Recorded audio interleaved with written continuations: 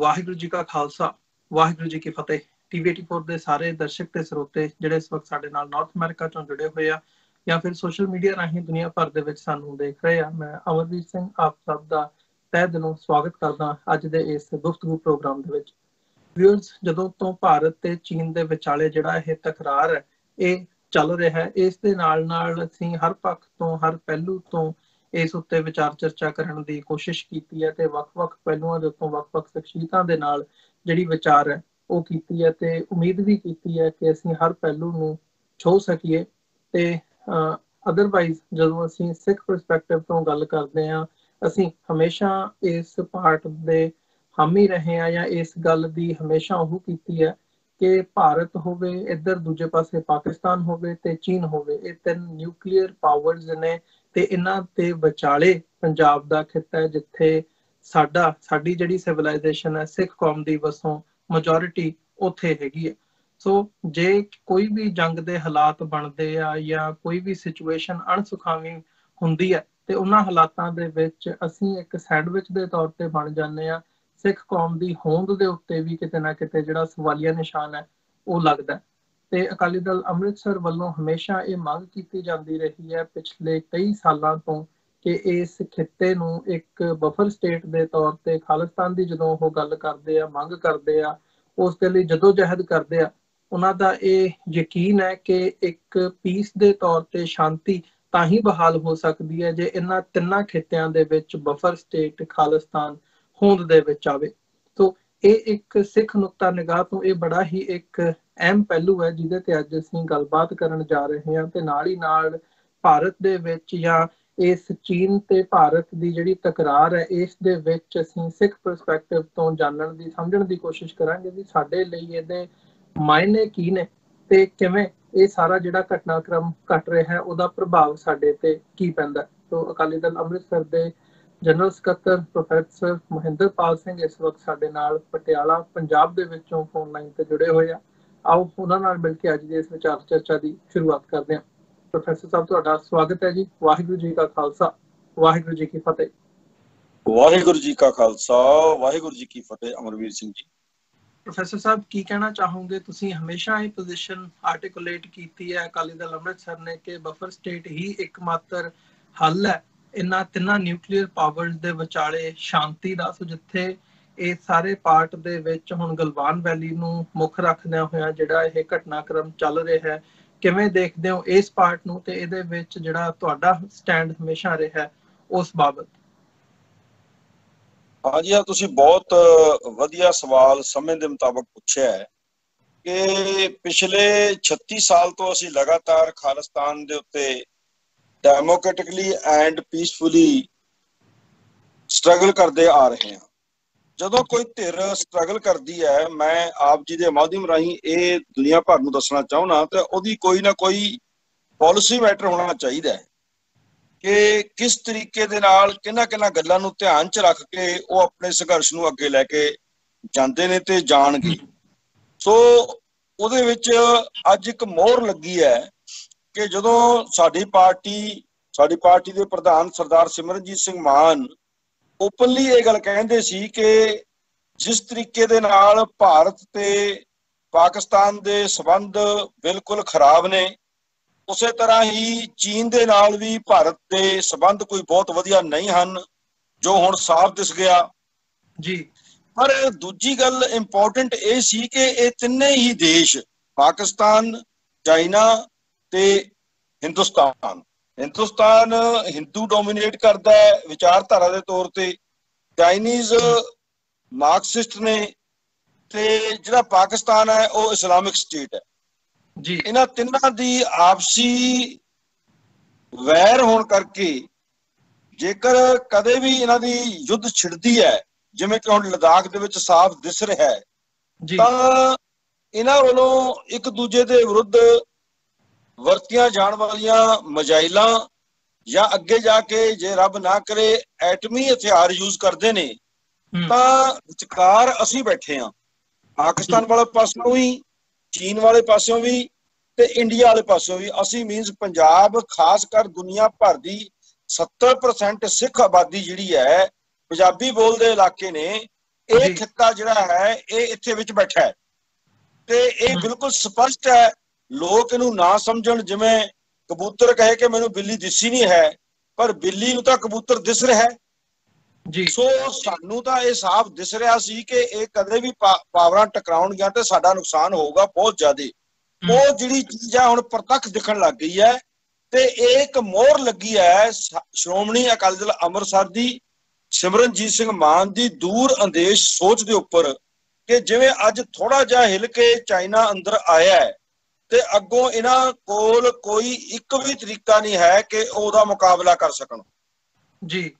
ਤਾਂ ਜੇਕਰ ਜਿਹੜੀਆਂ ਹੁਣ ਲੇਟੈਸਟ ਨਿਊਜ਼ ਚੱਲ ਰਹੀਆਂ ਨੇ ਉਸ ਵੱਡੀ ਮੁੱਠਭੇੜ ਤੋਂ ਬਾਅਦ, ਜਿਹਦੇ ਵਿੱਚ ਜਿਵੇਂ ਇਹਨਾਂ ਨੇ ਦੱਸਿਆ ਕਿ 20 ਇੰਡੀਅਨ ਸੋਲਜਰ ਜਿਹੜੇ ਨੇ ਉਹ ਮਾਰੇ ਗਏ ਨੇ, ਉਸ ਤੋਂ ਬਾਅਦ ਇਹਨਾਂ ਨੇ ਪ੍ਰਧਾਨ ਮੰਤਰੀ ਨੇ ਆਪਣੇ ਦੇਸ਼ ਦੀਆਂ ਪੋਲੀਟੀਕਲ ਪਾਰਟੀਆਂ ਨੂੰ ਬੁਲਾ ਕੇ ਐਡਾ ਵੱਡਾ ਝੂਠ ਬੋਲਿਆ ਜਿਹੜਾ ਦੁਨੀਆ ਭਰ ਦੇ ਨਿਰਪੱਖ ਜਿਹੜਾ ਮੀਡੀਆ ਹੈ ਉਹਦੇ ਨਾਲ ਮੇਲ ਨਹੀਂ ਖਾਂਦਾ ਹੈ ਜੀ। ਪਹਿਲਾਂ ਤਾਂ ਝੂਠ ਇਹ ਬੋਲਿਆ ਕਿ ਚਾਈਨਾ ਨੇ ਸਾਡੇ ਨਾਲ ਪੰਗਾ ਲਿਆ, ਪਰ ਜਦੋਂ ਸਰਬ ਪਾਰਟੀ ਮੀਟਿੰਗ ਕੀਤੀ ਤਾਂ ਉੱਥੇ ਉਹੀ ਮੋਦੀ ਜਿਹੜਾ ਕਿ ਸਿਟਿੰਗ MP ਹੈ, ਪ੍ਰਾਈਮ ਮਿਨਿਸਟਰ ਹੈ, ਉਹਨੇ ਕਹਿ ਦਿੱਤਾ ਕਿ ਚਾਈਨਾ ਕਿਸੇ ਵੀ ਤਰੀਕੇ ਨਾਲ ਇੰਡੀਆ ਵਾਲੇ ਪਾਸੇ ਨਹੀਂ ਆਇਆ, ਬਾਰਡਰ ਕ੍ਰਾਸ ਨਹੀਂ ਕੀਤਾ। ਜੇ ਇੰਡੀਆ ਦੇ ਵਾਲੇ ਪਾਸੇ ਚਾਈਨਾ ਨਹੀਂ ਆਇਆ ਤਾਂ ਫਿਰ ਇਹ ਤਾਂ ਪ੍ਰਾਈਮ ਮਿਨਿਸਟਰ ਨੂੰ ਦੱਸਣਾ ਪਊਗਾ ਕਿ ਇਹਦਾ ਮਤਲਬ ਹੈ ਕਿ ਇੰਡੀਅਨ ਉੱਧਰ ਗਏ ਸੀ, ਇਹਨਾਂ ਨੇ ਜਾਣ ਕੇ ਫਿਰ ਲੜਾਈ ਕੀਤੀ ਤੇ ਆਪਣੇ ਬੰਦੇ ਮਰਵਾ ਲਏ। ਜੇ ਬੰਦੇ ਮਰਵਾਏ ਸੀ ਤਾਂ ਇੱਕ ਫੌਜੀ ਸ਼ਕਤੀ ਹੋਣ ਦੇ ਨਾਤੇ ਇਹਨਾਂ ਨੇ ਉਹਦਾ ਕੀ ਮੁਕਾਬਲਾ ਕੀਤਾ। ਸੋ ਇਹ ਗੱਲ ਜਿਹੜੀ ਹੈ ਇਹ ਦੁਨੀਆ ਭਰ ਦੇ ਵਿੱਚ ਇੰਡੀਆ ਦੀ ਹੇਠੀ ਕਰਾਈ ਹੈ। ਦੂਜੇ ਪਾਸੇ ਜੇ ਚਾਈਨਾ, ਹੁਣ ਜਿਵੇਂ ਲੇਟੈਸਟ ਖਬਰਾਂ ਆ ਰਹੀਆਂ ਨੇ, ਚਾਈਨਾ ਆਪਣੀ ਮਿਲਟਰੀ ਦੀ ਵੱਡੀ ਗਿਣਤੀ ਉੱਥੇ ਵੈਲੀ ਦੇ ਵਿੱਚ ਆਪਣਾ ਡਿਪੋਜ਼ਿਟ ਕਰ ਰਹੀ ਹੈ ਜੀ, ਉਹਨਾਂ ਨੇ ਤਾਇਨਾਤ ਕਰ ਦਿੱਤੀ ਹੈ। ਸੋ ਉਸ ਹਾਲਾਤ ਦੇ ਵਿੱਚ ਇਹਦਾ ਇੱਕ ਪੱਖ ਇਹ ਵੀ ਦੇਖਣਾ ਪਊਗਾ ਕਿ ਜਿਹੜੀ ਇਸ ਵਕਤ ਇੰਡੀਅਨ ਸਟੇਟ ਚਲਾਉਣ ਵਾਲੀ ਧਿਰ ਹੈ ਉਹਦੇ ਕੋਲ ਕੋਈ ਫੋਰਨ ਪਾਲਿਸੀ ਨਹੀਂ ਹੈ। ਉਹ ਜਿੰਨੇ ਵੀ ਗਵਾਂਢੀ ਮੁਲਕ ਨੇ ਉਹ ਸਾਰੇ ਦੇ ਸਾਰੇ ਅੱਜ ਇੰਡੀਆ ਨਾਲੋਂ ਨਾਰਾਜ਼ ਨੇ ਜੀ। ਜਿਸ ਪਾਸੋਂ ਮਰਜ਼ੀ ਸ਼ੁਰੂ ਕਰ ਲਓ, ਜੇ ਪਾਕਿਸਤਾਨ ਤੋਂ ਸ਼ੁਰੂ ਕਰੋ, ਪਾਕਿਸਤਾਨ, ਫਿਰ ਚਾਈਨਾ, ਤੇ ਹੁਣ ਇੱਕ ਖਬਰ ਆ ਰਹੀ ਹੈ ਕਿ ਭੂਟਾਨ ਨੇ ਵੀ ਇਸ ਦੇਸ਼ ਦਾ ਪਾਣੀ ਸਿੰਜਾਈ ਦਾ ਜਿਹੜਾ ਰੋਕ ਦਿੱਤਾ ਹੈ।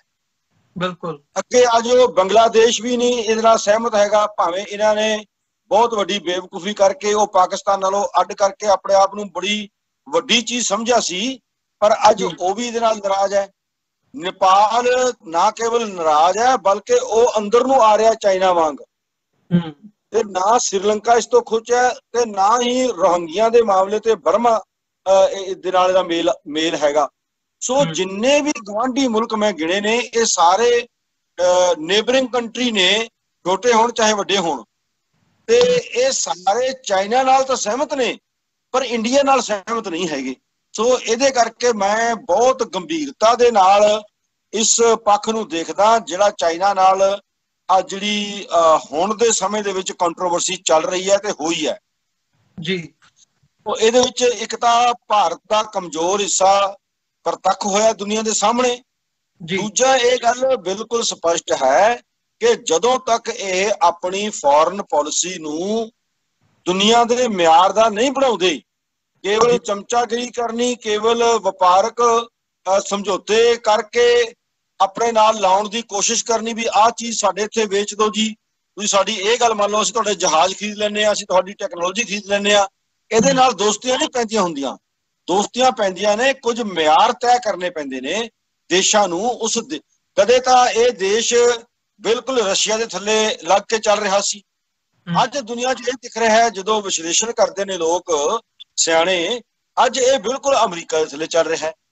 ਸੋ ਇਸ ਗੱਲ ਕਰਕੇ ਕਿ ਇਹਨਾਂ ਦੀ ਕੋਈ ਆਪਣੀ ਸਟੇਬਿਲਿਟੀ ਨਹੀਂ ਹੈ।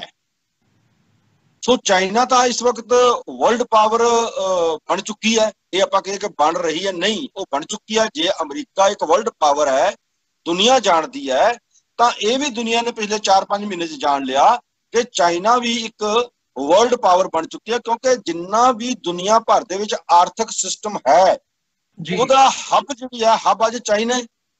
ਤੇ ਚਾਈਨਾ ਨੂੰ ਨਾਰਾਜ਼ ਕਰਕੇ ਇੰਡੀਆ ਸਰਵਾਈਵ ਕਿਵੇਂ ਕਰੇਗਾ, ਇਸ ਚੀਜ਼ ਨੂੰ ਪ੍ਰਾਈਮ ਮਿਨਿਸਟਰ ਨੇ ਜਾਂ ਇਸ ਦੇਸ਼ ਦੇ ਕਿਸੇ ਹੋਰ ਲੀਡਰ ਨੇ ਜਿਹੜਾ ਡਿਫੈਂਸ ਮਿਨਿਸਟਰ ਹੈ ਜਾਂ ਫੋਰਨ ਮਿਨਿਸਟਰ ਹੈ, ਕੋਈ ਗੱਲ ਕਲੀਅਰ ਹੀ ਨਹੀਂ ਕੀਤੀ ਹੈ। ਸੋ ਮੈਂ ਤਾਂ ਇਸ ਗੱਲ ਨੂੰ ਇਸ ਤਰ੍ਹਾਂ ਹੀ ਸਮੇਟਣਾ ਚਾਹੁੰਦਾ ਕਿ ਜਿਹੜੀ ਕਨਫਲਿਕਟ ਇਸ ਵਕਤ ਚਾਈਨਾ ਨਾਲ ਚੱਲ ਰਹੀ ਹੈ, ਜਿਹੜੀ ਹਜੇ ਕੰਟੀਨਿਊ, ਉਹਦੇ ਵਿੱਚ ਜੇ ਪ੍ਰਾਈਮ ਮਿਨਿਸਟਰ ਇੰਨਾ ਹਲਕਾ ਬਿਆਨ ਦਊਗਾ, ਫੌਜਾਂ ਨੂੰ ਕਿੱਥੋਂ ਹੌਸਲਾ ਮਿਲੇਗਾ? ਉਹਨਾਂ ਨੂੰ ਡੰਡਿਆਂ ਦੇ ਨਾਲ ਲੜਾਈ ਕਿਉਂ ਹੋਈ? ਅੱਜ ਤੱਕ ਕਿਸੇ ਵੀ ਦੇਸ਼ ਦੇ ਬਾਰਡਰ ਦੇ ਉੱਤੇ ਡੰਡਿਆਂ ਨਾਲ, ਸੋਟੀਆਂ ਨਾਲ ਲੜਾਈ ਕਰਦੇ ਮੈਂ ਫੌਜੀ ਨਹੀਂ ਦੇਖੇ, ਨਾ ਸੁਣੇ ਨਾ ਪੜ੍ਹੇ ਜੀ। ਇਹ ਕੀ ਹੋਇਆ? ਸੋਟੀਆਂ ਨਾਲ ਲੜਾਈ ਹੋਈ ਜਿਹਦੇ ਬੰਦੇ 20 ਮਰ ਗਏ ਜੀ। ਸੋ ਇਹ ਸਾਰੀਆਂ ਗੱਲਾਂ ਦਾ ਨਿਚੋੜ ਇਹੀ ਨਿਕਲਦਾ ਹੈ ਕਿ ਇੰਡੀਆ ਆਪਣੀ ਜੋ ਇਹਨਾਂ ਦੀ ਕਮਜ਼ੋਰੀ ਸੀ ਉਹ ਜੱਗ ਜ਼ਾਹਿਰ ਹੋ ਗਈ ਹੈ। ਤੇ ਜੇ ਹਜੇ ਵੀ ਇਹ ਨਾ ਸੰਭਲੇ, ਹਜੇ ਵੀ ਇਹਨਾਂ ਨੇ ਬੇਇਨਸਾਫੀਆਂ ਜਾਰੀ ਰੱਖੀਆਂ, ਹਜੇ ਵੀ ਇਹਨਾਂ ਨੇ ਹਿਊਮਨ ਵੈਲਿਊਜ਼ ਨੂੰ ਡਿਸਟਰੋਏ ਕਰਨ ਦੀ ਹਰ ਕੋਸ਼ਿਸ਼ ਕੀਤੀ, ਕਿਉਂਕਿ ਇੱਕ ਫਰੰਟ ਤੇ ਨਹੀਂ, ਚਾਈਨਾ ਤਾਂ ਇੱਕ ਬਹੁਤ ਵੱਡਾ ਫਰੰਟ ਹੈ। ਅੰਦਰ ਦੇਸ਼ ਦੇ ਜੋ ਕੁਝ ਹੋ ਰਿਹਾ ਹੈ ਉਹ ਵੀ ਇਹਨੂੰ ਕਮਜ਼ੋਰ ਕਰ ਰਿਹਾ ਹੈ। ਅੱਜ 17ਵਾਂ ਦਿਨ ਸੀ, ਲਗਾਤਾਰ ਪੈਟਰੋਲ ਤੇ ਡੀਜ਼ਲ ਦੀਆਂ ਕੀਮਤਾਂ ਵਧ ਰਹੀਆਂ ਨੇ। ਮੈਂ ਅੱਜ ਤੁਹਾਡੇ ਮੀਡੀਆ ਰਾਹੀਂ ਇਹ ਗੱਲ ਸਪਸ਼ਟ ਕਰਨਾ ਚਾਹੁੰਦਾ ਕਿ ਮੈਨੂੰ ਦਿਸ ਰਿਹਾ ਹੈ, ਇੱਕ ਪੋਲੀਟੀਕਲ ਪਾਰਟੀ ਦਾ ਲੀਡਰ ਹੋਣ ਦੇ ਨਾਤੇ, ਇੱਕ ਸਟਰਗਲਰ ਹੋਣ ਦੇ ਨਾਤੇ ਮੈਨੂੰ ਦਿਖ ਰਿਹਾ ਕਿ ਉਹ ਦਿਨ ਦੂਰ ਨਹੀਂ ਜਦੋਂ ਮੋਦੀ ਨੇ ਇੱਕਦਮ ਇਹ ਡਿਕਲੇਅਰ ਕਰ ਦੇਣਾ ਕਿ ਮੈਂ ਇਸ ਦੇਸ਼ ਦਾ ਡਿਕਟੇਟਰ ਹਾਂ, ਸਭ ਦੀਆਂ ਪਾਵਰਾਂ ਖਤਮ, ਤੇ ਅਸੀਂ ਹੀ ਹੁਣ ਆਪਣੀ ਪਾਰਟੀ, ਜਿਵੇਂ ਚਾਈਨਾ ਵਨ ਪਾਰਟੀ ਹੈ ਉਦਾਂ ਦੀ ਅਸੀਂ ਜਿਹੜੀ ਹੈ ਉਹ ਦੇਸ਼ ਚਲਾਵਾਂਗੇ। ਇਹ ਗੱਲ ਬਹੁਤ ਨੇੜੇ ਦਿਸ ਰਹੀ ਹੈ ਜੀ। ਪ੍ਰੋਫੈਸਰ ਸਾਹਿਬ, ਇਸ ਸਾਰੇ ਘਟਨਾਕ੍ਰਮ ਦੇ ਵਿੱਚ ਸਿੱਖ ਕੌਮ ਦੀ ਨੁਕਤਾ ਨਿਗਾਹ ਤੋਂ ਜਿਹੜੀ ਪੰਜਾਬ ਦੀ ਪੋਜੀਸ਼ਨ ਹੈ ਉਹਨੂੰ ਕਿਵੇਂ ਦੇਖਦੇ ਹੋ? ਇੱਕ ਪਾਸੇ ਤੇ ਇਹ ਦੇਖਿਆ ਜਾਂਦਾ ਹੈ ਵੀ ਜਦੋਂ ਅਸੀਂ ਇੰਟਰਨਲ ਐਡਮਿਨਿਸਟ੍ਰੇਸ਼ਨ ਦੀ ਗੱਲ ਕਰਦੇ ਹਾਂ, ਤੁਸੀਂ ਵੀ ਜ਼ਿਕਰ ਕੀਤਾ ਕਮਜ਼ੋਰ ਹੈ ਸਥਿਤੀ ਉਹ। ਹੁਣ ਯੂਪੀ ਦੇ ਵਿੱਚੋਂ ਖਬਰ ਹੋਵੇ ਵੀ ਸਿੱਖ ਕਿਸਾਨਾਂ ਨੂੰ ਉਜਾੜਿਆ ਜਾ ਰਿਹਾ ਹੈ, ਜਾਂ ਕੱਲੇ ਕਹਿ ਰਹੇ ਸਿੱਖਾਂ ਦੇ ਉੱਤੇ ਜਿਵੇਂ ਦਾ ਤਸ਼ੱਦਦ ਦੇਖਣ ਨੂੰ ਮਿਲਦਾ, ਉਹਦੀਆਂ ਖਬਰਾਂ ਆਮ ਦੇਖਣ ਨੂੰ ਮਿਲਦੀਆਂ ਨੇ। ਕਿਵੇਂ ਧਾਰਮਿਕ ਤੌਰ ਤੇ ਟਾਰਗੇਟ ਕੀਤਾ ਜਾਂਦਾ ਹੈ, ਉਹਦੀਆਂ ਖਬਰਾਂ ਦੇਖਣ ਦੇ ਵਿੱਚ ਆਉਂਦੀਆਂ ਨੇ। ਪਰ ਦੂਜੇ ਪਾਸੇ ਇਹ ਵੀ ਇੱਕ ਫੈਕਟਰ ਹੈ ਵੀ ਫੌਜ ਦੇ ਵਿੱਚ ਸਿੱਖਾਂ ਦੀ, ਪੰਜਾਬ ਦੇ ਜਾਇਆਂ ਦੀ ਬਹੁਤ ਵੱਡੀ ਗਿਣਤੀ ਹੈਗੀ ਹੈ। ਸੋ ਈਵਨ ਇਸ ਕਲੈਸ਼ ਦੇ ਵਿੱਚ ਵੀ 20 ਦੇ ਵਿੱਚੋਂ 4 ਮਾਰੇ ਗਏ ਫੌਜੀ ਪੰਜਾਬ ਤੇ ਸਿੱਖ ਪਰਿਵਾਰਾਂ ਦੇ ਨਾਲ ਸੰਬੰਧਿਤ ਸੀ।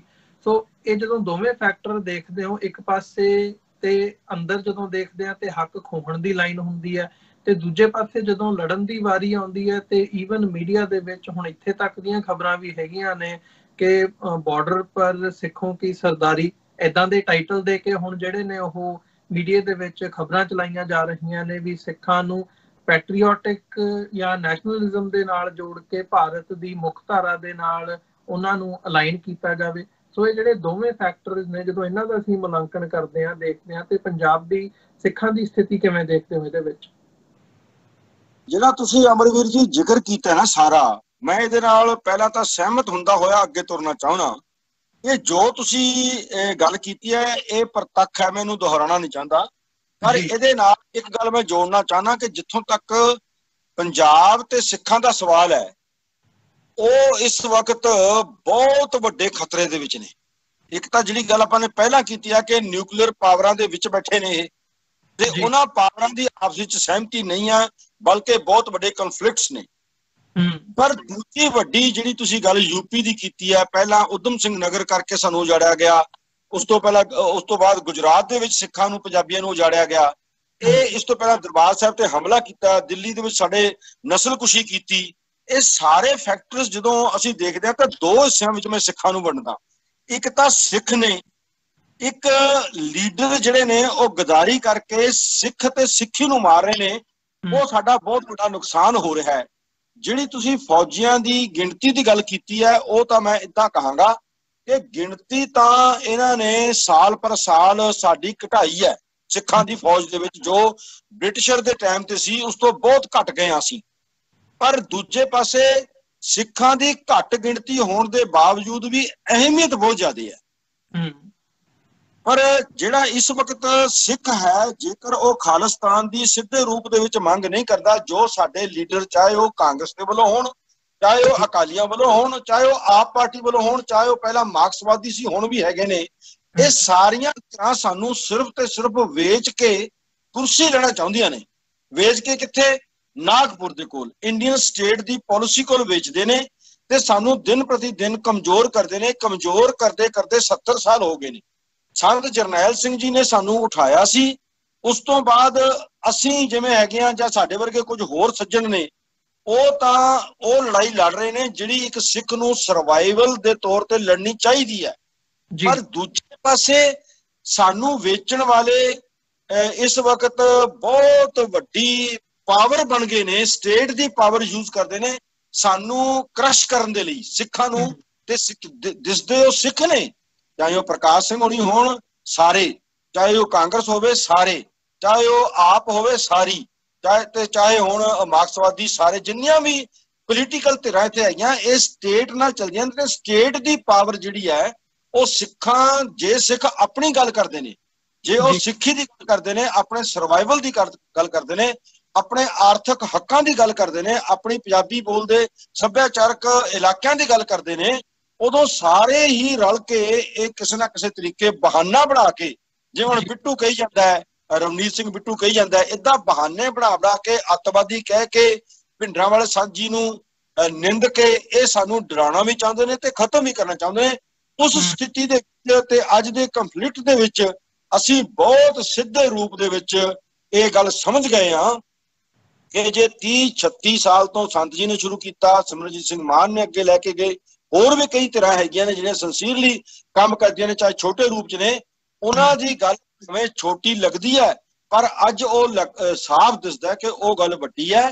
ਤੇ ਸਾਨੂੰ ਸਿੱਖਾਂ ਨੂੰ, ਆਪਣੇ ਪੰਜਾਬ ਨੂੰ ਬਚਾਉਣ ਵਾਸਤੇ ਸਾਨੂੰ ਆਪਣੀ, ਜੇ ਇੰਡੀਆ ਨੇ ਆਪਣੀ ਫੋਰਨ ਪਾਲਿਸੀ ਤੇ ਡਿਫੈਂਸ ਪਾਲਿਸੀ ਜਿਹੜੀ ਹੈ ਉਹ ਡਾਵਾਂਡੋਲ ਰੱਖੀ ਹੈ, ਘੱਟੋ ਘੱਟ ਸਿੱਖ ਆਪਣੀ ਜਿਹੜੀ ਪਾਲਿਸੀ ਹੈ ਫਿਊਚਰ ਦੀ, ਉਹਨੂੰ ਡਾਵਾਂਡੋਲ ਨਾ ਹੋ ਕੇ ਸਿੱਧੇ ਰੂਪ ਦੇ ਵਿੱਚ ਆਪਣੇ ਦੇਸ਼ ਦੀ ਗੱਲ ਕਰਨ। ਜਿਵੇਂ ਕਿ ਲਦਾਖ ਦੇ ਵਿੱਚ ਅੱਜ ਚਾਈਨੀਜ਼ ਫੌਜਾਂ ਆ ਗਈਆਂ, ਪਰ ਇਹ ਗੱਲ ਚੱਲਦੀ ਹੈ ਕਿ ਇਹ ਜਿਹੜਾ ਇਲਾਕਾ ਹੈ ਇਹ ਸਿੱਖ ਰਾਜ ਦਾ ਇਲਾਕਾ ਸੀ।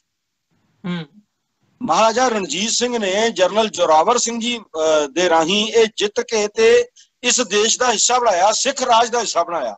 ਅੱਜ ਜਿਹੜੀਆਂ ਫੌਜਾਂ ਜਾ ਰਹੀਆਂ ਨੇ ਉਧਰ ਨੂੰ, ਜਿਹਨਾਂ ਨੂੰ ਭੇਜਿਆ ਜਾ ਰਿਹਾ ਹੈ, ਉਹ ਖਾਲਸਾਈ ਝੰਡਾ ਭਾਵ ਸਿੱਖ ਰੈਜੀਮੈਂਟਾਂ ਨੂੰ ਭੇਜਿਆ ਜਾ ਰਿਹਾ ਹੈ। ਇਹ ਹੋਰ ਵੀ ਦੁਖਦਾਈ ਹੈ। ਗਿਣਤੀ ਸਾਡੀ ਜਾ ਰਹੀ ਹੈ ਤੇ ਮਰਵਾਇਆ ਸਾਨੂੰ ਫਰੰਟ ਤੇ ਜਾ ਕੇ। ਜੇ ਇੱਕਦਮ ਅਸੀਂ ਉੱਥੇ ਡਿਪਿਊਟਡ ਨਹੀਂ ਸੀ, ਮੰਨ ਲਓ ਸਿੱਖ ਰੈਜੀਮੈਂਟ ਡਿਪਿਊਟਡ ਨਹੀਂ ਸੀ, ਜਿਹੜੀ ਰੈਜੀਮੈਂਟ ਡਿਪਿਊਟਡ ਸੀ ਉਸੇ ਨੂੰ ਹੀ ਉਸ ਨੂੰ ਫੇਸ ਕਰਨ ਦੋ। ਕਿਉਂ ਉਚੇਚਾ ਇੱਥੇ ਗੱਡੀਆਂ ਦੇਖਿਆ, 100 ਦੀ ਗਿਣਤੀ ਵਿੱਚ ਗੱਡੀਆਂ ਜਾ ਰਹੀਆਂ ਨੇ ਲਦਾਖ ਵੱਲ, ਤੇ ਉਹ ਸਾਰੀਆਂ ਸਿੱਖ ਰੈਜੀਮੈਂਟ ਦੀਆਂ ਨੇ, ਉਹਨਾਂ ਤੇ ਨਿਸ਼ਾਨ ਸਾਹਿਬ ਲੱਗੇ ਨੇ ਜੀ। ਸੋ ਇਹ ਕੀ ਗੱਲ ਹੈ, ਇਹ ਸਾਰੀ ਦਾ ਨਿਚੋੜ ਇਹੀ ਨਿਕਲਦਾ ਹੈ ਕਿ ਅਸੀਂ ਬਹੁਤ ਵੱਡੇ ਖਤਰੇ ਦੇ ਵਿੱਚ ਹਾਂ, ਪੰਜਾਬੀ ਤੇ ਖਾਸ ਕਰ ਸਿੱਖ। ਤੇ ਜੇਕਰ ਅਸੀਂ ਹਜੇ ਵੀ ਆਪਣੀ ਡਾਵਾਂਡੋਲ ਨੀਤੀ, ਬਹੁ ਗਿਣਤੀ ਸਿੱਖਾਂ ਨੇ ਆਪਣੀ ਤਿਆਗ ਤੇ ਆਪਣੀ ਨੀਤੀ ਨੂੰ ਬਿਲਕੁਲ ਸਪਸ਼ਟ ਖਾਲਿਸਤਾਨ ਦੇ ਉੱਤੇ, ਜਿਵੇਂ ਕਿ ਸਾਡੀ ਪਾਰਟੀ ਕਰ ਰਹੀ ਹੈ, ਦਲ ਖਾਲਸਾ ਕਰ ਰਿਹਾ ਹੈ, ਕਾਫੀ ਉਦਮ ਜਿਹੜੇ ਹੁਣ ਦਿਸਦੇ ਨੇ ਕਿ 2020 ਵੀ ਕਿਸੇ ਨਾ ਕਿਸੇ ਰੂਪ ਚ ਕਰ ਰਿਹਾ ਹੈ, ਇਹੋ ਜਿਹੀਆਂ ਧਿਰਾਂ ਨੂੰ ਬਿਲਕੁਲ ਸਪਸ਼ਟ ਹੋ ਕੇ ਆਪਣੀ ਨੀਤੀ ਜਿਹੜੀ ਹੈ ਉਹ ਦੁਨੀਆ ਦੇ ਸਾਹਮਣੇ ਵੀ ਰੱਖਣੀ ਚਾਹੀਦੀ ਹੈ। ਜਿਹੜੇ ਸਾਡਾ ਡਾਇਸਪੋਰਾ ਸਿੱਖ ਹੈ ਉਹਨਾਂ ਰਾਹੀਂ, ਤੇ ਇੰਡੀਆ ਵਿੱਚ ਜਿਵੇਂ ਅਸੀਂ ਸਟਰਗਲ ਕਰ ਰਹੇ ਹਾਂ, ਉਹ ਸਾਨੂੰ ਹੋਰ ਪ੍ਰਤੱਖ ਰੂਪ ਵਿੱਚ ਸੋਸ਼ਲ ਮੀਡੀਆ ਰਾਹੀਂ ਜਾਂ ਲਿਖ ਕੇ ਜਾਂ ਲੌਜਿਕ ਦੇ ਕੇ ਆਪਣੀ ਜਾਰੀ ਕਰਕੇ ਫਰੰਟ ਲਾਈਨ ਤੇ ਆ ਕੇ ਲੜਨੀ ਚਾਹੀਦੀ ਹੈ, ਆਪਣੀ ਲੋਕਤੰਤਰੀ ਤਰੀਕੇ ਦੇ ਨਾਲ ਤੇ ਸ਼ਾਂਤੀਪੂਰਨ। ਤਾਂ ਹੀ ਸਾਡੀ ਸਰਵਾਈਵਲ ਜਿਹੜੀ ਹੈ ਐਕਚੁਅਲੀ ਹੋ ਸਕਦੀ ਹੈ। ਜੀ ਬਿਲਕੁਲ ਪ੍ਰੋਫੈਸਰ ਸਾਹਿਬ, ਜਿਵੇਂ ਤੁਸੀਂ ਜ਼ਿਕਰ ਕੀਤਾ ਹੈ ਇਵੈਂਚੁਅਲੀ ਦੀ ਹੱਲ ਇਹਦਾ ਕੀ ਹੈ, ਕੀ ਇਸ ਨਜ਼ਰੀਏ ਤੋਂ ਸਮਝਦੇ ਹੋ ਵੀ ਜਿਹੜਾ ਇਹ ਸਾਰੇ ਘਟਨਾਕ੍ਰਮ ਦੇ ਵਿੱਚ ਜਿੱਥੇ ਅਵੇਅਰਨੈਸ ਦੀ ਗੱਲ ਹੁੰਦੀ ਹੈ ਜਾਂ ਸਿੱਖ ਕੌਮ ਦੇ ਰਿਐਕਸ਼ਨ ਦੀ ਗੱਲ ਹੁੰਦੀ ਹੈ, ਪੰਜਾਬ ਦੇ ਵਿੱਚ ਹੋਵੇ ਜਾਂ ਡਾਇਸਪੋਰਾ ਸਿੱਖਾਂ ਦੇ ਵਿੱਚ ਹੋਵੇ, ਕੀ ਸਮਝਦੇ ਹੋ ਕਿ ਕੀ ਲੱਗਦਾ ਕਿ ਇਸ ਰਿਐਕਸ਼ਨ ਦੇ ਵਿੱਚੋਂ ਅਸੀਂ ਕਿੰਨੇ ਕੁ ਤਿਆਰ ਆ ਇਸ ਸਾਰੇ ਪਾਰਟ ਦੇ ਲਈ? ਇਹ ਕੀ ਅਸੀਂ ਭਾਂਪ ਪਾ ਰਹੇ ਹਾਂ ਵੀ ਗੱਲ ਜਾ ਕਿੱਧਰ ਨੂੰ ਰਹੀ ਹੈ ਤੇ ਇਹਦੇ ਵਿੱਚ ਸਾਡਾ ਰੋਲ ਕੀ ਹੈ? ਅਸੀਂ ਕਿੰਨੇ ਕੁ ਸਿਆਣੇ ਹੋ ਕੇ ਇਸ ਪਾਰਟ ਨਾਲ ਡੀਲ ਕਰ ਸਕੀਏ ਜਾਂ ਸਾਨੂੰ ਕੀ ਰਣਨੀਤੀ ਅਪਣਾਉਣੀ ਚਾਹੀਦੀ ਹੈ? ਸੋ ਸੁਹਿਰਦਤਾ ਕਿੰਨੀ ਕੁ ਨਜ਼ਰ ਆਉਂਦੀ ਹੈ ਸਾਡੇ ਵਿੱਚ, ਕੌਮੀ ਤੌਰ ਤੇ ਅਵੇਅਰਨੈਸ ਕਿੰਨੀ ਕੁ ਨਜ਼ਰ ਆਉਂਦੀ ਹੈ ਇਸ ਸਾਰੇ ਪਾਰਟ ਨੂੰ ਲੈ ਕੇ? ਦੇਖੋ, ਇਹ ਗੱਲ ਮੈਨੂੰ ਇੰਨੇ ਵੱਡੇ ਮੀਡੀਆ ਦੇ ਉੱਤੇ ਮੰਨਣ 'ਚ ਕੋਈ ਝਿਜਕ ਨਹੀਂ ਹੈ, ਕਿਉਂਕਿ ਦੁਨੀਆ ਸਭ ਜਾਣਦੀ ਹੈ। ਇਸ ਵਕਤ ਅਸੀਂ ਉਸ ਸਥਿਤੀ ਲਈ ਤਿਆਰ ਨਹੀਂ ਆ ਬਹੁ ਗਿਣਤੀ ਸਿੱਖ। ਜਿਸ ਸਥਿਤੀ ਦਾ ਸਾਨੂੰ ਸਾਹਮਣਾ ਕਰਨਾ ਪੈ ਰਿਹਾ ਹੈ ਤੇ ਫਿਊਚਰ 'ਚ ਕਰਨਾ ਪਊਗਾ, ਅਸੀਂ ਉਹਦੇ ਲਈ ਤਿਆਰ ਨਹੀਂ ਆ। ਪਰ ਤੁਹਾਨੂੰ ਸਾਨੂੰ ਇੱਕ ਕੌਮ ਦੇ ਤੌਰ ਤੇ ਇਹ ਗੱਲ ਨੂੰ ਡਿਪਰੈਸ਼ਨ ਦੇ ਵਿੱਚ ਨਹੀਂ ਲਿਜਾਣਾ ਚਾਹੀਦਾ, ਬਲਕਿ ਇੰਸਪੀਰੇਸ਼ਨ ਦੇ ਰੂਪ 'ਚ ਲੈ ਕੇ ਜਾਣਾ ਚਾਹੀਦਾ ਹੈ ਵੀ ਸਿੱਖ ਸਾਡੀ ਵਿਰਾਸਤ ਹੈ। ਅਸੀਂ ਆਪਣੀ ਵਿਰਾਸਤ ਤੋਂ ਸਿੱਖਿਆ ਲੈ ਕੇ ਜੇ ਅਸੀਂ ਅੱਜ ਘੱਟ ਗਿਣਤੀ ਆ ਤਾਂ ਘੱਟ ਤੋਂ ਵਧਣ ਵਾਲੇ ਪਾਸੇ ਚੱਲੀਏ। ਅਸੀਂ ਆਪਣੀ ਨੀਤੀਆਂ ਕਰੀਏ ਤੇ ਇਹ ਜ਼ਰੂਰ ਦਿਸਦਾ ਕਿ ਫੌਰੀ ਤੌਰ ਤੇ ਇਹਦਾ ਕੋਈ ਹੱਲ ਨਹੀਂ ਦਿਸ ਰਿਹਾ, ਪਰ ਇਹਦਾ ਮਤਲਬ ਇਹ ਨਹੀਂ ਹੁੰਦਾ ਕਿ ਅਸੀਂ ਆਪਣੀਆਂ ਕੋਸ਼ਿਸ਼ਾਂ ਛੱਡ ਦਈਏ। ਸਭ ਕੇ ਸਾਨੂੰ ਇਹ ਗੱਲ ਸਾਰੇ ਸਿੱਖਾਂ ਨੂੰ ਵੱਧ ਗਿਣਤੀ 'ਚ ਸਮਝਾਉਣਾ ਚਾਹੀਦਾ ਹੈ ਕਿ ਜਦੋਂ ਅਸੀਂ ਪਹਿਲਾਂ ਬੋਲਦੇ ਸੀ ਤਾਂ ਹੋ ਸਕਦਾ ਤੁਹਾਨੂੰ ਕੋਈ ਡਾਊਟ ਹੁੰਦਾ ਹੋਵੇ, ਪਰ ਹੁਣ ਤਾਂ ਤੁਹਾਨੂੰ ਡਾਊਟ ਨਹੀਂ ਰਿਹਾ। ਸੋ ਕਿਰਪਾ ਕਰਕੇ ਲੋਕਤੰਤਰੀ ਤੇ ਸ਼ਾਂਤੀਪੂਰਨ ਵੋਟਾਂ ਦੀ ਤਰੀਕੇ ਦੇ ਨਾਲ ਸਾਡੇ ਨਾਲ ਜੁੜੋ। ਅਸੀਂ ਤੁਹਾਡੇ ਨਾਲ ਜੁੜ ਕੇ ਇੱਕ ਵੱਡੀ ਧਿਰ ਬਣਾਈਏ ਤਾਂ ਜੋ ਦੁਨੀਆ ਭਰ ਦੇ ਵਿੱਚ ਇਹ ਲੱਗੇ ਕਿ ਇਹ ਜਿਹੜੀ ਕੌਮ ਆਪਣੀ ਆਜ਼ਾਦੀ ਮੰਗਦੀ ਹੈ, ਇਹਦੇ ਕੋਈ ਸਰਟਨ ਰੀਜ਼ਨਸ ਨੇ ਤੇ ਉਹ ਰੀਜ਼ਨ ਜਿਹੜੇ ਨੇ ਉਹ ਬਿਲਕੁਲ ਜਾਇਜ਼ ਨੇ। ਹਰ ਇੱਕ ਨੂੰ ਦੁਨੀਆ ਦੇ ਪਲੇਟਫਾਰਮ ਤੇ ਆਪਣੀ ਗੱਲ ਆਪ ਕਰਨੀ ਪੈਂਦੀ ਹੈ। ਇਹ ਨਹੀਂ ਸੋਚਣਾ ਪੈਂਦਾ ਕਿ ਕੋਈ ਆਏਗਾ ਤੇ ਸਾਡੀ ਗੱਲ ਪੁੱਛੂਗਾ। ਨਹੀਂ, ਸਾਨੂੰ ਆਪਣੀ ਗੱਲ ਦੱਸਣੀ ਪੈਂਦੀ ਹੈ, ਸੁਣਾਉਣੀ ਪੈਂਦੀ ਹੈ ਤੇ ਫਿਰ ਮਨਵਾਉਣੀ ਪੈਂਦੀ ਹੈ ਲੌਜਿਕ ਦੇ ਨਾਲ। ਉਸ ਸਥਿਤੀ ਵਿੱਚ ਅਸੀਂ ਹੈਗੇ ਆ। ਸਾਨੂੰ ਅੱਗੇ ਵਧਣਾ ਚਾਹੀਦਾ ਹੈ ਉਤਸ਼ਾਹ ਦੇ ਨਾਲ, ਨਾ ਕਿ ਅਸੀਂ ਪਿਛਾਂਹ ਵੱਲ ਨੂੰ ਆਈਏ ਜੀ, ਜੋ ਐਜੂਕੇਸ਼ਨ ਹੈ ਜੀ। ਪ੍ਰੋਫੈਸਰ ਸਾਹਿਬ, ਤੁਹਾਡਾ ਬਹੁਤ ਬਹੁਤ ਧੰਨਵਾਦ। ਤੁਸੀਂ ਸਮਾਂ ਕੱਢਿਆ ਤੇ ਵਿਚਾਰਾਂ ਦੀ ਸਾਂਝ ਪਾਈ ਹੈ, ਸਾਰੇ ਮੁੱਦੇ ਦੇ ਉੱਤੇ ਫਤਿਹ ਦੀ ਸਾਂਝ ਪਾਈ ਹੈ ਜੀ। ਅੰਤ ਦੇ ਵਿੱਚ ਵਾਹਿਗੁਰੂ ਜੀ ਕਾ ਖਾਲਸਾ, ਵਾਹਿਗੁਰੂ ਜੀ ਕੀ ਫਤਿਹ ਜੀ। ਬਹੁਤ ਬਹੁਤ ਸ਼ੁਕਰੀਆ ਜੀ TV 84 ਦਾ, ਅਮਰਵੀਰ ਸਿੰਘ ਜੀ ਦਾ, ਸਾਰਿਆਂ ਦਾ, ਸਾਰੀ ਟੀਮ ਦਾ ਬਹੁਤ ਧੰਨਵਾਦ ਕਰਦਾ ਹੁੰਦਾ। ਫਤਿਹ ਬੁਲਾਉਣਾ ਜੀ। ਵਾਹਿਗੁਰੂ ਜੀ ਕਾ ਖਾਲਸਾ, ਵਾਹਿਗੁਰੂ ਜੀ ਕੀ ਫਤਿਹ। ਵਿਊਅਰਸ, ਉਮੀਦ ਕਰਦੇ ਹਾਂ ਜਿਹੜੀ ਸਾਡੀ ਅੱਜ ਦੀ ਇਹ ਗੱਲਬਾਤ ਸੀ, ਪ੍ਰੋਫੈਸਰ ਮਹਿੰਦਰਪਾਲ ਸਿੰਘ ਅਕਾਲੀ ਦਲ ਅੰਮ੍ਰਿਤਸਰ ਦੇ ਸੀਨੀਅਰ ਆਗੂ ਸਾਡੇ ਨਾਲ ਜੁੜੇ ਹੋਏ ਸੀ। ਉਹਨਾਂ ਨੇ ਆਪਣੇ ਵਿਚਾਰ, ਖਾਸ ਤੌਰ ਤੇ ਜਦੋਂ 3 ਨਿਊਕਲੀਅਰ ਪਾਵਰਸ ਦੀ ਗੱਲ ਹੁੰਦੀ ਹੈ ਉਹਦੇ ਵਿੱਚ ਸਿੱਖ ਕੌਮ ਦੇ ਲਈ ਇੱਕ ਵੱਡਾ ਖਤਰਾ ਹੈ ਜੇ ਕੋਈ ਵੀ ਸਥਿਤੀ ਇਸ ਐਸਕੇਲੇਸ਼ਨ ਵੱਲ ਨੂੰ ਵੱਧਦੀ ਹੈ ਜਾਂ ਜੰਗ ਦੇ ਹਾਲਾਤ ਬਣਦੇ ਆ। ਸੋ ਇਸ ਮੁੱਦੇ ਨੂੰ ਮੁੱਖ ਰੱਖ ਕੇ ਉਮੀਦ ਹੈ ਤੁਹਾਨੂੰ ਪਸੰਦ ਆਈ ਹੋਵੇਗੀ ਵਿਚਾਰ ਚਰਚਾ। ਸੋ ਜਾਂਦੇ ਜਾਂਦੇ ਇਹ ਅਸੀਂ ਉਮੀਦ ਵੀ ਕਰਦੇ ਹਾਂ ਕਿ ਤੁਸੀਂ ਆਪਣੀ ਜਿਹੜੀ ਫੀਡਬੈਕ ਹੈ, ਕੁਐਸਚਨਸ ਨੇ, ਉਹ ਸਾਨੂੰ ਸੋਸ਼ਲ ਮੀਡੀਆ ਦੇ ਰਾਹੀਂ ਜਾਂ ਸਾਡੇ ਈਮੇਲ ਐਡਰੈਸ ਦੇ ਰਾਹੀਂ ਸਾਨੂੰ ਤੁਸੀਂ ਭੇਜ ਸਕਦੇ ਹੋ। ਸੋ ਅੱਜ ਦੇ ਸ਼ੋਅ ਦੇ ਵਿੱਚ ਇੱਥੇ ਹੀ ਇਜਾਜ਼ਤ ਚਾਹਾਂਗੇ ਤੁਹਾਡੇ ਕੋਲੋਂ। ਸੋਮਵਾਰ ਨੂੰ ਅਗਲੇ ਹਫਤੇ ਦੁਬਾਰਾ ਫਿਰ ਤੁਹਾਡੇ ਨਾਲ ਮੁਲਾਕਾਤ ਹੋਵੇਗੀ। ਫਤਿਹ ਦੀ ਸਾਂਝ ਪਾਈਏ ਜੀ। ਅੰਤ ਦੇ ਵਿੱਚ ਵਾਹਿਗੁਰੂ ਜੀ ਕਾ ਖਾਲਸਾ, ਵਾਹਿਗੁਰੂ ਜੀ ਕੀ ਫਤਿਹ।